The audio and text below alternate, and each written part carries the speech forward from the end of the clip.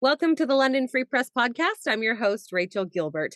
Well, the OHL finals begin tonight here in London against the Knights and the Peterborough Petes. And today I'm talking with London Free Press sports reporter Ryan Pyette about both teams and what we can expect from this series. Hey, Ryan, how are you?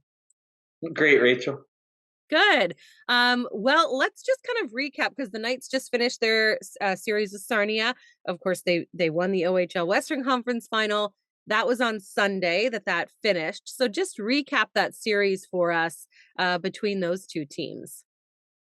Yeah, well, I think a lot of people picked Sarnia to win, and everybody was excited because Sarnia got made it to the third round for the first time, and it was they had. I've been to Sarnia many times when it was half full or not even, and so it was really exciting to see this thing get that kind of support in their community. But everybody knows when the London Knights get to this, third round or OHL final, they usually make it count. And they overcame the injury of Brett Brochu, who's still out.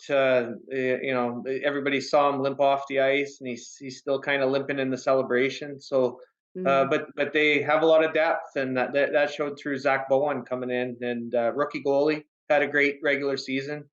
No playoff seasoning, but didn't look like it mattered.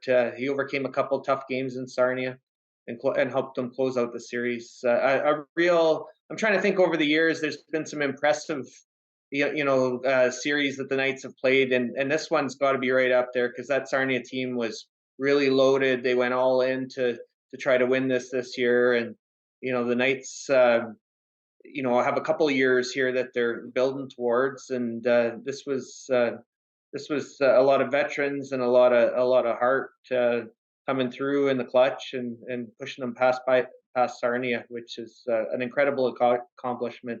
I go back to 2013, 10 years ago, when I remember Bo Horvat scoring a bunch of shorthanded goals to knock out Plymouth, and that one kind of rings true. I had that same kind of feeling when they're knocking off Sarnia, an older team, a big team, and quite a win for the Knights.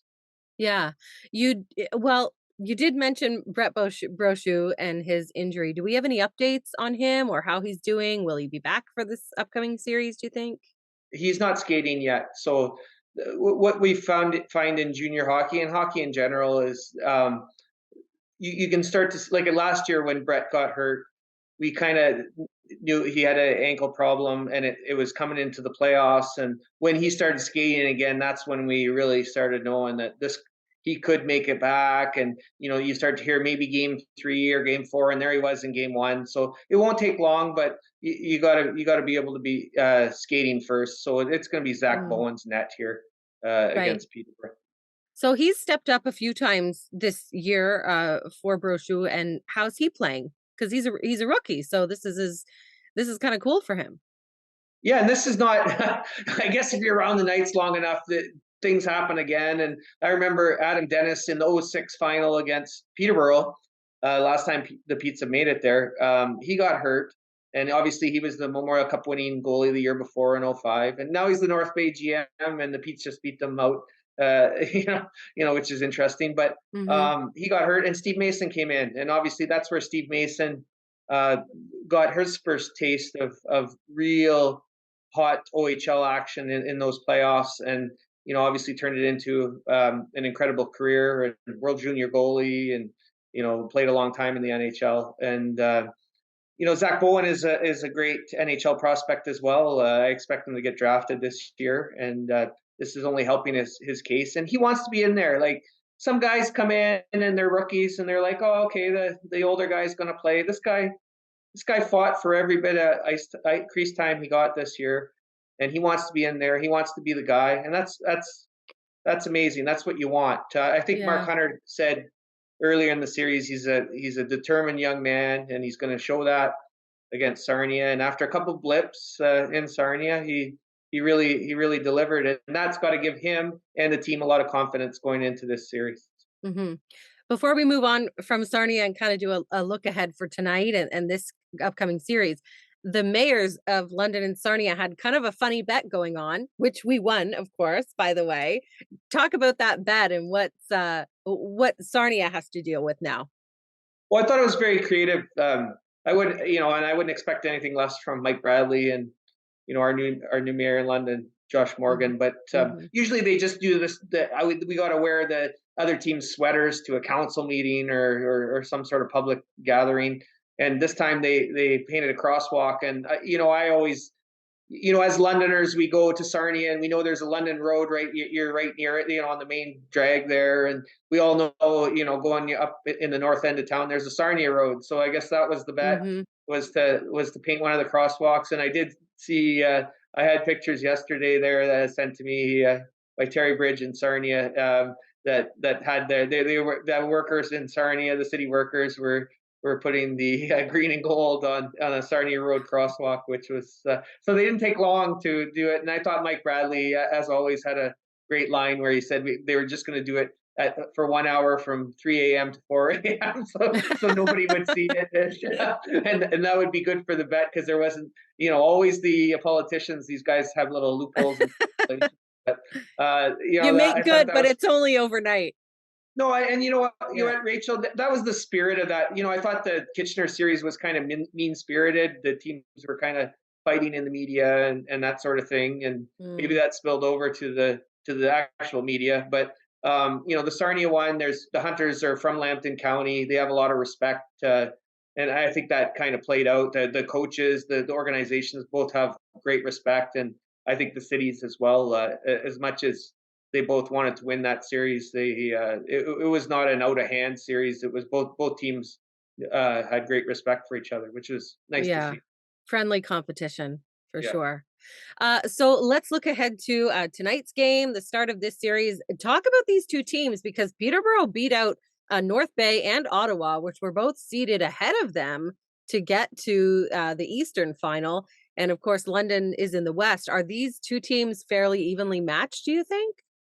They play a similar style of hockey that way. So it's not a clash of like London against Sarnia was a clash of offense versus defense and speed versus veteran skill. But this one, these teams both like to lock it down and not score a ton of. They're comfortable winning 3-2 games, 2-1 games. That's the way they're built.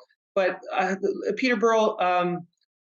They struggled in the regular season. They're one of the lowest, like their point total 74 is one of the lowest to ever get to the OHL final. Sudbury in '07 went on like a Cinderella run. They had 67 points, but this Pete's team was disappointing in the regular season, and they kind of played the way we expected them to play in the playoffs. Like they got a lot of front end talent. Like Brennan Hoffman scored 50 goals in Flint last year.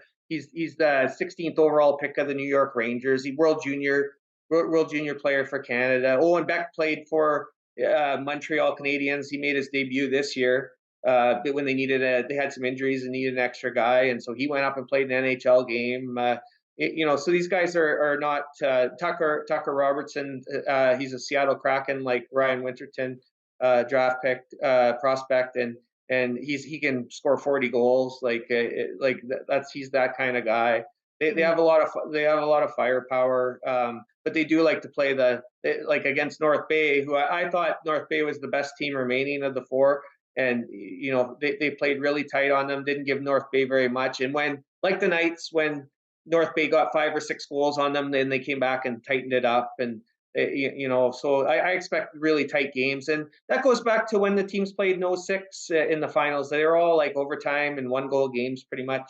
Hmm. The Pete's won them all, but I expect a similar like real close series where big goals will decide it. If you look in the NHL and you think, well, this team's playing better, or this team's playing better, but like I thought Tampa outplayed Toronto in the first round, but Toronto scored 3 overtime goals, right? And there's the difference. And I think that's kind Hmm. of the way this one's going to play out. Okay.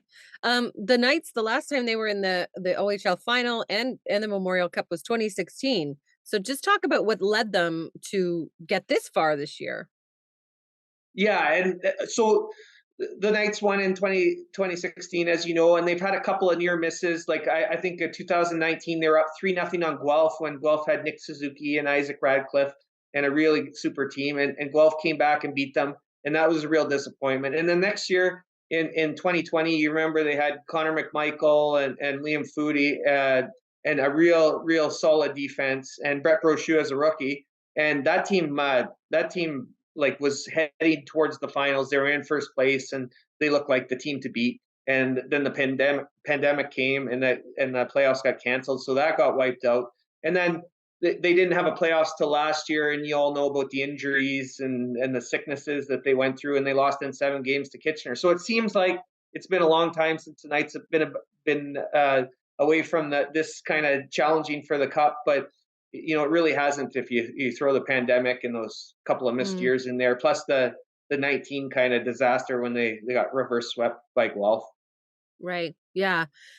You did talk about in your story yesterday that Peterborough's arena is a little bit of a challenge, maybe a little bit of a challenge for the Knights. Can you explain why? Yeah, I remember playing there as a kid, and I couldn't believe it. Like, and over the years, it's had many nicknames, but it's SpongeBob Square Corners was one of them, right? It's actually looks like the corners are square. They're a little, if you go close in, they're a little rounded, but it's so different. And you got to know the history of Peterborough is a real lacrosse city, like fundamentally like lacrosse. So when they built their rink, they're like, we got to build a rink for lacrosse kind of thing, and it's box lacrosse, and all of a sudden you have a boxy rink. And so I remember Dale Hunter years ago, 06, they had lost the game in Peterborough, and a puck had squirted out in front of the net through all those corners on a dump in. And he said it was like playing in a barn in 1902. And, like he's like, but it's like playing back home in Petrolia in a barn. I remember he said, and it was, it caused a big stir because obviously in Peterborough, they're proud of their team and their rink and all that, but it's unlike anything in